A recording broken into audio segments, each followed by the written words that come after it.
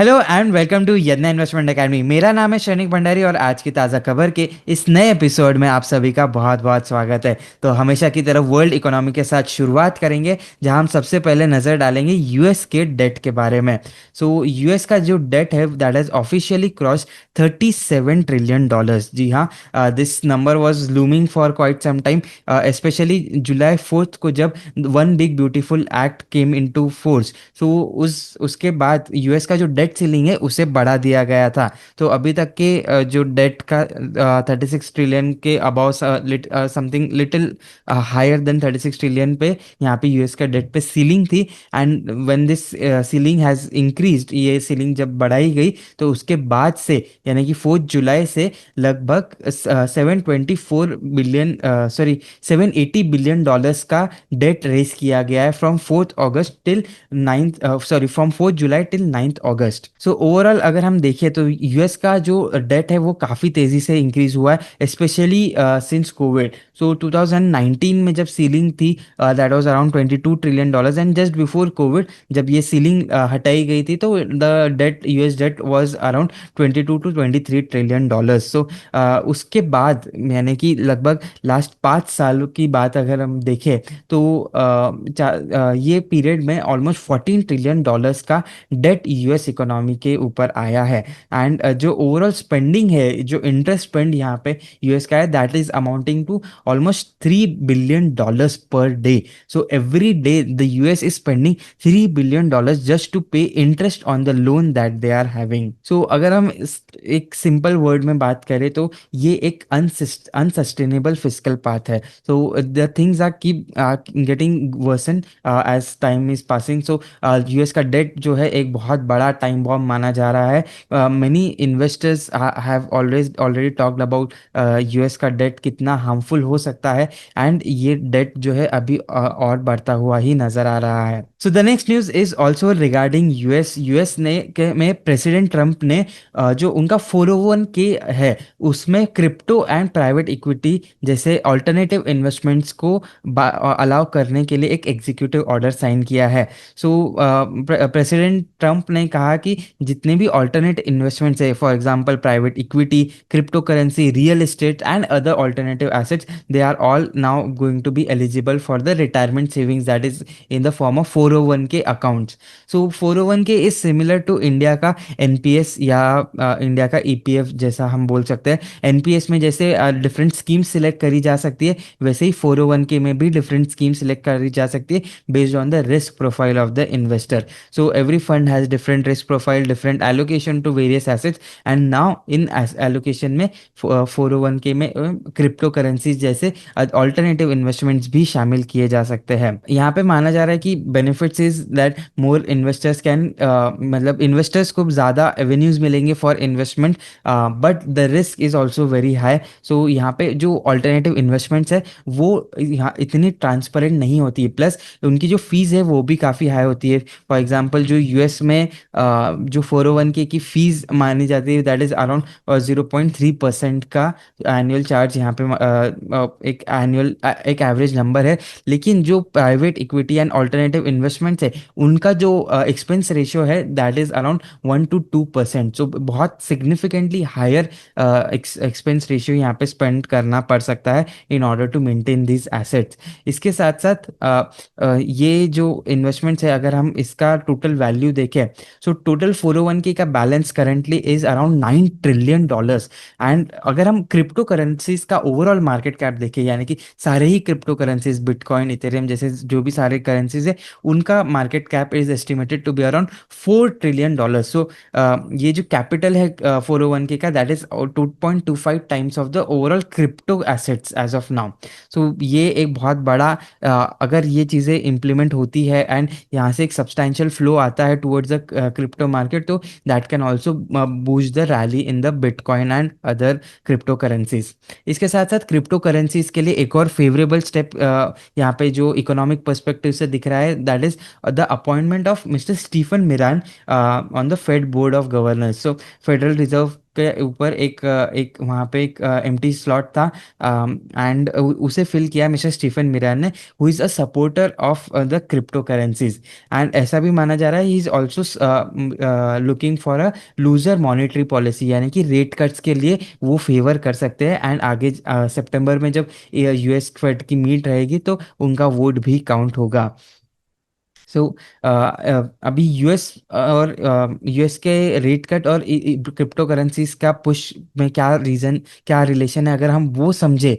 So crypto currencies को माना जाता है कि they are a hedge against inflation. So inflation बढ़ेगा तो क्रिप्टो करेंसीज ज़्यादा बढ़ेगी, that is the overall basic economics. और इन्फ्लेशन कब बढ़ेगा, जब स्पेंडिंग बढ़ेगी, यानी कि जब डिमांड जो है वो ज़्यादा बढ़ेगी एंड सप्लाई सेम रहेगा, तब इन्फ्लेशन बढ़ता है। और स्पेंडिंग बढ़ने के लिए, यानी कि डिमांड बढ़ने के लिए जो इंटरेस्ट रेट्स है उससे कम होना पड़ेगा, बिकॉज कम इंटरेस्ट रेट्स पे ज़्यादा इजी क्रेडिट मिलेगा, और ज़्यादा इजी क्रेडिट पे ज़्यादा स्पेंडिंग हो सकती है।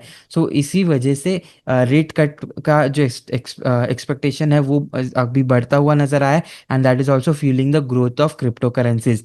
इथेरियम जो one of the crypto currencies है, वो अभी वर्ल्ड की 25th लार्जेस्ट एसेट बन चुका है। सो लाइक डिफरेंट एसेट्स, अगर हम डिफरेंट कंपनीज वगैरह की बात करें तो मार्केट कैप वाइज इथेरियम, ये जो crypto currency, it is now the 25th largest in the world. So ऐसे ही काफ़ी सारी चीज़ें जो है क्रिप्टो के फेवर में होती हुई नज़र आ रही है। अगर हम की ग्लोबल इवेंट्स की बात करें तो दिस वीक यहाँ पे 3 मेजर इवेंट्स है जो हमें यहाँ पे जिन पे हमें ट्रैक रखना चाहिए। First is the OPEC monthly report which is scheduled on Tuesday. Second is the US का जुलाई CPI inflation data, and US का जुलाई PPI inflation data. So CPI number would be out on Tuesday and PPI number would be out on Thursday. So overall inflation का जो number है वो काफ़ी crucial रहेगा। जुलाई का जब इन्फ्लेशन आएगा तो this number would be very crucial, because जो सितंबर की मीटिंग होने वाली है फेडरल रिजर्व की, वहाँ पे क्या डिसीजन होंगे उसका बहुत बड़ा यहाँ से क्यू आ सकता है। अगर इन्फ्लेशन नंबर्स कंट्रोल में आते हुए नजर आते हैं तो फेडरल रिजर्व एक और रेट कट के और देख सकता है, वहाँ पे रुक कर सकता है। तो ये भी एक बहुत बड़ा वीक है from the economic perspective. So before moving towards the stock specific news, आपके लिए एक बहुत अच्छी खबर है हमारे पास। जो हमारे सारे ही प्रोडक्ट्स है इन्वेस्ट यज्ञा के, यानी कि मॉडल पोर्टफोलियो, स्टॉकोमीटर एंड फंडोमीटर, इन सभी प्लेटफॉर्म्स पे, इन सभी प्रोडक्ट्स पे आपको अप टू 50% का डिस्काउंट मिल सकता है by using the coupon code SB50। सो इस कूपन कोड को यूज़ करके आप हमारे प्रोडक्ट्स यानी कि मॉडल पोर्टफोलियोज को सब्सक्राइब कर सकते हो, आप हमारे स्टॉकोमीटर एंड फंडोमीटर प्लेटफॉर्म्स को भी सब्सक्राइब कर सकते हो, और हमारे कौन से स्टॉक्स है पोर्टफोलियोज में, एंड हमारे स्टॉक्स की कैसी रेटिंग्स है, क्या इन्फ्लुएंसेस है उन स्टॉक्स के, या म्यूचुअल फंड्स की क्या रेटिंग है, ये सभी चीज़ें आप हमारे प्लेटफॉर्म पर जान सकते हो। So if you haven't already subscribe to Stockometer model portfolio and fundometer platform, so do subscribe by using the coupon code SB50। Let's move on to the stock specific news now। सबसे पहले हम भारतीय Airtel की बात करेंगे। सो भारतीय Airtel के promoters जो है, so one of the promoter group company Indian continent investment limited, ये जो मिस्टर सुनील मित्तल की कंपनी है, वो इस कंपनी, इस प्रमोटर ग्रुप ने लगभग 1% के स्टेक्स यहाँ पे सेल किए हैं। अराउंड 60 मिलियन शेयर्स इस कंपनी ने, इस प्रमोटर एंटिटी ने सेल किए इन भारतीय एयरटेल लिमिटेड, जिसका overall aggregate value is around 11,200 crore rupees. Result season चल रहा है तो हम रिजल्ट्स के ऊपर ही ज़्यादा बात करेंगे। सबसे पहले बात करेंगे टाटा मोटर्स के Q1 रिजल्ट्स के बारे में। टाटा मोटर्स के जो नेट प्रॉफिट है वो 30% से गिरे है। जो कंपनी का नेट प्रॉफिट है that came around 3,924 crore for first quarter of FY26। अगर हम कंपनी के ओवरऑल ग्लोबल होलसेल्स देखें, यानी कि यूनिट्स के टर्म्स में अगर हम बात करें तो करीब 300,000 यूनिट्स, यानी कि 3 लाख यूनिट्स यहाँ पे सेल किए गए हैं, as compare to 3,30,000 units in Q1 FY25। So लगभग 9.1% का ईयर ऑन ईयर डिक्लाइन देखने को मिला है। रेवेन्यू की बात करें तो revenue was around 1.04 lakh crore rupees. So जो रेवेन्यू है that has also decline by 2.5%। So अगर हम सेगमेंट वाइज बात करें तो JLR बिजनेस सबसे ज़्यादा इम्पैक्टेड दिखा। JLR बिजनेस 9.2% का रेवेन्यू डिक्लाइन यहाँ पे देखने को मिला है। इबिडा यहाँ पे 650 बेसिस पॉइंट से इबिडा मार्जिन्स कॉन्ट्रैक्ट हुए हैं, and similar for 90 basis points का इबिड बेसिस पे यहाँ पे कॉन्ट्रैक्शन देखने को मिला है। So this basically has impacted the overall profitability of the company, जिस जहाँ कंपनी का जो कंसोलिडेटेड एबिडा मार्जिन है that has come down to 9.2%, which is of decrease of 480 basis points। कंपनी के कमर्शियल व्हीकल्स के सेगमेंट की बात करें तो यहाँ पे भी 4.7% का रेवेन्यू डिक्लाइन देखने को मिला है। 60 बेसिस पॉइंट्स का एबिडा इंक्रीमेंट यहाँ पे, या एबिडा मार्जिन एक्सपांशन यहाँ पे देखने को मिला है इस पर्टिकुलर सेगमेंट में। अगर हम टाटा पैसेंजर व्हीकल्स यानी कि इनके पीवी बिजनेस की बात करें तो 8.2% का डिक्लाइन देखने को मिला है, with a margin contraction of 180 basis points. So overall JLR and passenger vehicles में मार्जिन कॉन्ट्रैक्ट हुए हैं, वेरास कमर्शियल व्हीकल्स में मार्जिन एक्सपेंशन देखने को मिले हैं। अगर हम एक और अपडेट है that is regarding the demerger of Tata Motors. So already demergers के बारे में काफ़ी यहाँ पे क्यूरियोसिटी है इन्वेस्टर्स के मन में कि कब होगा डीमर्जर। सो एनसीएलटी ने यहाँ पे और जो स्कीम ऑफ डीमर्जर है उसे यहाँ पे कंक्लूड कर दिया है, and the order is reserve, यानी कि ऑर्डर जो अभी जो हियरिंग्स है वो सारी हो चुकी है, एंड अभी जो ऑर्डर है वो जो एनसीएलटी के चेयरपर्सन है they will be sending a return order to the company. So कुछ दिनों में इसका फाइनल ऑर्डर आ सकता है, एंड मैनेजमेंट ने कहा है कि they are expecting the demerger to be effective from 1 October 2025। So ये क्वार्टर के एंड में यानी कि Q2 FY26 के बाद से यहाँ पे जो दो एंटिटीज जो टाटा मोटर्स का डीमर्जर है वो इफेक्टिव हो जाएगा। One more Tata group company has announced their results, that is Voltas. Voltas का भी नंबर्स जो है वो इतने अच्छे नहीं रहे हैं। कंपनी का जो नेट प्रॉफिट है that has decrease by 58%। 140 crore का कंपनी ने नेट प्रॉफिट यहाँ पे रजिस्टर किया है। कंपनी का जो रेवेन्यू है that has decrease by 20% year on year. 3,912 crore का रेवेन्यू कंपनी ने Q1 FY26 में रजिस्टर किया है। सो ये जो डिक्रीज है इसका सबसे बड़ा reason was the unseasonal rains, जो प्री मानसून रेन्स यहाँ पे हुई especially in the month of May, and जो समर सीजन है that was not as good. So उसके वजह से कई सारे सेक्टर्स पे इम्पैक्ट हुआ है, एंड जो कूलिंग इंडस्ट्री है वहाँ पे ये एक डायरेक्ट इम्पैक्ट यहाँ पे इस इंडस्ट्री में देखने को मिला है, and this has been a broad based phenomenon. So delayed on, एक तो समर जो है वो थोड़े से डिलेड शुरू हुए, and temperatures were very mild, इतने सीवियर टेम्परेचर्स नहीं थे specially as compare to last summer. FY25 का जो समर्स थे वो काफ़ी स्ट्रॉन्ग थे, वहाँ पे हीट इंटेंसिटी काफ़ी हाई थी। वी हैव सीन FY25 में जो समर्स थे तो वहाँ पे ऑलमोस्ट 50 डिग्रीज के पार भी टेम्परेचर्स जाते हुए नज़र आए थे। सो इस बार वो उतनी इंटेंसिटी नहीं देखने को मिली समर्स में because of the rains that have been happening throughout the country.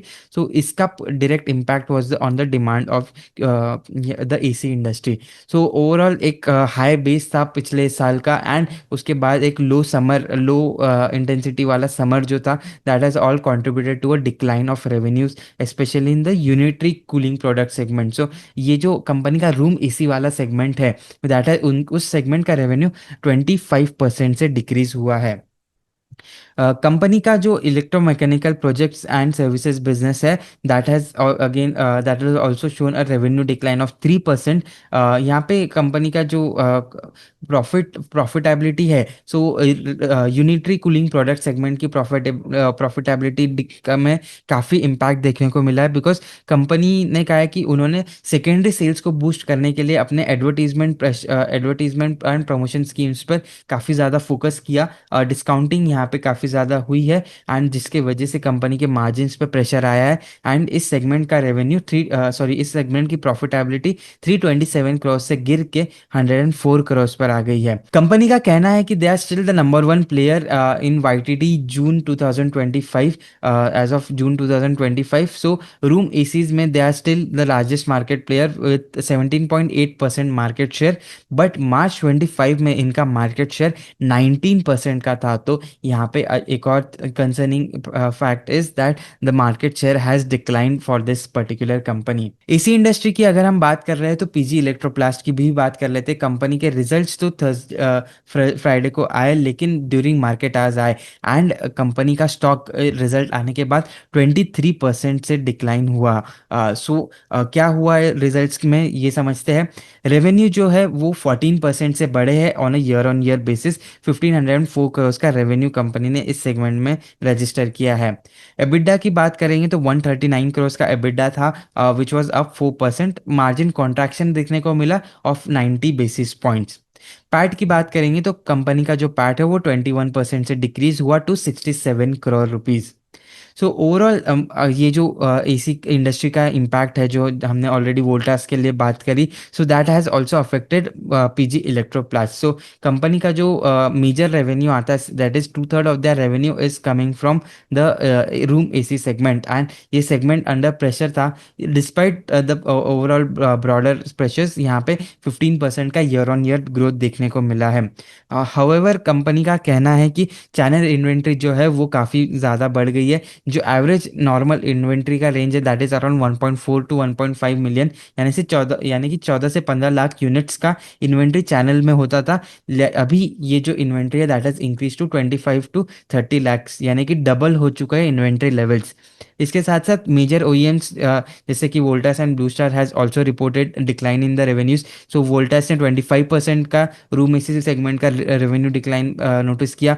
Blue Star ने 13% का डिक्लाइन नोटिस किया है। सो अभी हम इंडस्ट्री को समझेंगे तो सेकेंडरी सेल्स वाली जो कंपनीज है, for example Aditya vision, EMI जैसी कंपनीज है। उसके बाद ओईएम्स आते हैं इन द उनके पहले। सो ओईएम्स जो वोल्टास और ब्लू स्टार है, ये जो कंपनीज है उनके रेवेन्यू में काफ़ी डिक्लाइन देखने को मिला। एंड उसके पहले आते हैं manufacturers like PG Electroplast and Amber Enterprises. So अगर हम एम्बर एंटरप्राइजेस के कंपैरिजन करें तो एम्बर एंटरप्राइजेस का रेवेन्यू इस सेगमेंट में काफ़ी अच्छे से ग्रो हुआ।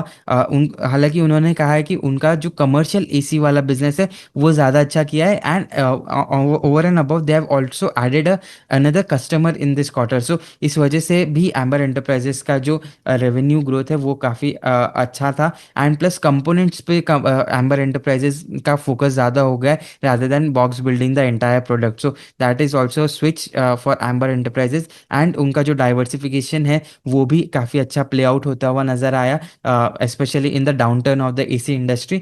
सो ओवरऑल पीजी और एम्बर जो क्लोज कॉम्पिटिटर्स माने जाते थे, तो उसमें एम्बर एंटरप्राइजेस के नंबर्स इतने डिसअपॉइंटिंग नहीं थे as compare to PG Electroplast. So that is also big concern.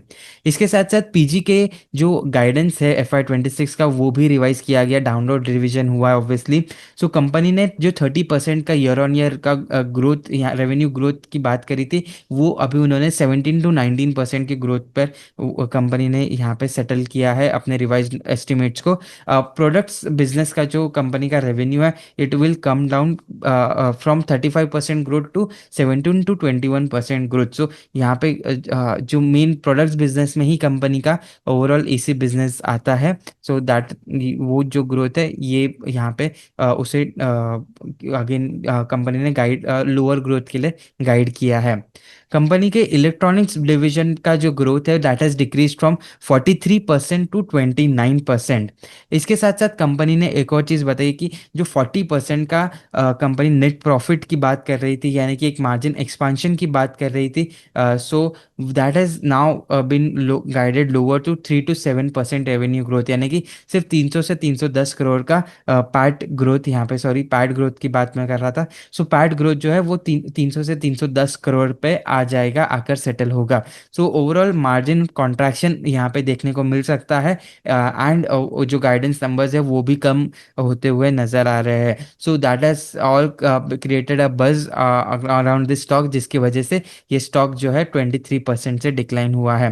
Now speaking of PG Electroplast, it is one of our model portfolio companies, and we are still remaining we still remain intact on the overall outlook of this industry. So हमारा outlook ये है कि India में का जो AC penetration है वो काफ़ी it was very under penetrated. And ये जो इवेंट्स होते हैं, for example lower summer, so no one could have predicted कि कैसे डिमांड वगैरह प्ले आउट होती है। And this is the demand deferral and not demand, यहाँ पे डिमांड खत्म नहीं हुई है, डिमांड पोस्टपोन हो गई है। नेक्स्ट समर्स में शायद ये जो डिमांड है, अगर नेक्स्ट समर्स वापस इंटेंसिफाई होते हैं तो ये डिमांड वापस आ सकती है। एंड इंडिया में जो एसी अंडर पेनिट्रेशन माना जाता है, अराउंड 10 to 12% का ही एसी पेनिट्रेशन है इंडिया में। सो वो जैसे जैसे इंक्रीज होगा तो ऐसी कंपनीज जो है पीजी इलेक्ट्रोप्लास्ट जैसी, वो बेनिफिट कर सकती है। That is what we feel and that was the our entire rational for this particular investment. SBI के बारे में बात करेंगे, जो एसबीआई ने भी Q1 रिजल्ट्स यहाँ पे अनाउंस किए हैं।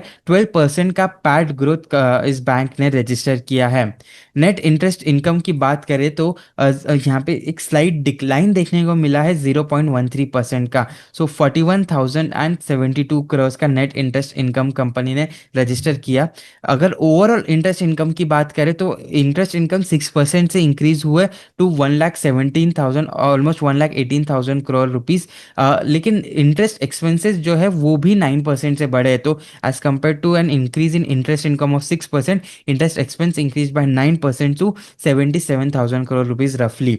सो इसके वजह से नेट इंटरेस्ट इनकम में एक डिक्लाइन, स्लाइट डिक्लाइन देखने को मिला था ऑफ 0.13% का। कंपनी का जो नेट इंटरेस्ट मार्जिन है उसमें डिक्लाइन देखने को मिला। होलसेल बैंकिंग में 2.9% के नेट इंटरेस्ट मार्जिन थे, which decline by 32 basis points. Whereas domestic banking में अगर हम बात करें तो 3.02% का यहाँ पे कंपनी का एनआईएम मार्जिन था, which has decline by 33 basis points. Overall operating profit 15.49% से बढ़ा, वेरएज नेट प्रॉफिट 12.48% से बढ़ा है। कंपनी का जो क्रेडिट कॉस्ट है वो स्लाइटली डिक्लाइन हुआ है। ग्रॉस एनपीए में काफ़ी रिडक्शन देखने को मिले हैं। सो 2.21% से 1.83% पे ग्रॉस एनपीए आ चुके हैं। 38 बेसिस पॉइंट्स का करेक्शन यहाँ पे ईयर ऑन ईयर बेसिस पे देखने को मिला है। एंड सिमिलरली नेट एनपीए 0.57% से 0.47% पे आ गए, तो 10% का 10 बेसिस पॉइंट्स का इंप्रूवमेंट यहाँ भी देखने को मिला है। एसबीआई का जो कैपिटल एडिक्वेसी रेशियो है दैट हैज ऑल्सो इम्प्रूव 13.86% से 14.63%, यानी कि 77 बेसिस पॉइंट्स का कैपिटल एडिक्वेसी में इंप्रूवमेंट देखने को मिला, which is very strong. Company के ग्रॉस एडवांसेस की बात करें तो 11.61% से यहाँ पे एडवांसेस बढ़ते हुए नजर आए हैं, whereas deposits have increased by 11.66%। कुछ और रेशियोज की बात करते हैं तो कासा रेशियो जो है, यानी कि जो current account savings account ratio है, सो कासा बुक कंपनी की इंक्रीज हुई है। 20 लाख करोड़ पे कासा आया है as compare to 19 lakh crore in June 2000, as of June 24। कंपनी के जो आरओए है, सो इस बैंक का आरओए 1.1% से इंक्रीज हुआ है 1.14% पे। 4 बेसिस पॉइंट्स का आरओए में भी इंप्रूवमेंट देखने को मिला है। टर्म डिपॉजिट्स में 14.23% का इंप्रूवमेंट देखने को मिला था, वेरस कासा डिपॉजिट्स में 8.05% का इंक्रीज देखने को मिला है। नेक्स्ट हम बात करेंगे ग्रासिम इंडस्ट्रीज के रिजल्ट्स के बारे में। तो कंपनी ने भी अपने Q1 नंबर्स अनाउंस किए एंड 32% का year on year increase in the net profit यहाँ पे ग्रासिम ने रिपोर्ट किया है।